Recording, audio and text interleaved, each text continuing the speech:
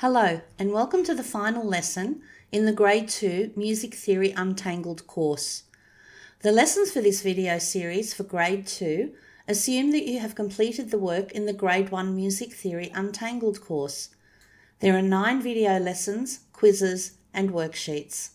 Watch this short video for Lesson 9, which focuses on terms, signs and definitions, then find the concepts discussed in your concept sheets. Refer to these concepts as you complete the short online quiz, then as you complete the worksheets for this lesson. Mark your work using the answer sheets and remember that there will sometimes be more than one correct answer. Let's get started. There are 3 types of terms and signs you need to memorize. Dynamics, which tell you how loudly or softly the music is to be played. And these come in a variety of forms. Sometimes the full word is written out, sometimes an abbreviation is used, and most commonly a symbol is used. A good example is gradually becoming louder. This is known as crescendo, but may appear as creche or with the symbol. Articulation tells you how individual notes are to be played. For example, short and detached, which is known as staccato, accented, or joined smoothly, which is known as legato.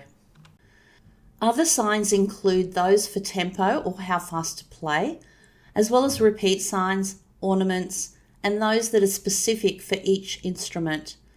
These terms, signs, and definitions are mostly from Italian, but there are also French, German, English, and other languages becoming more common. Memorizing the most common of the Italian terms will be the most useful for most musicians. The most common mistake students make with these is placement. Here is the convention used around the world. Tempo, or how fast to play, appears above the staff at the beginning. Dynamics, or how loud or soft to play, appear below the staff but sometimes above if there are 2 parts. Articulation appears above or below, but directly near the affected note. Time signatures appear at the beginning of the piece, key signatures appear at the beginning of each line of music, and form or performance directions appear above the music. You are now ready to work through the Lesson 9 online quiz, then the worksheets. The information in this lesson can be found in your concept sheets. Read these carefully, then complete the worksheet for this lesson.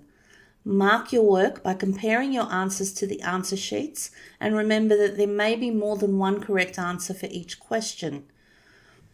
When you have completed the worksheets for Lesson 9, you will have completed the Grade 2 Music Theory Untangled course.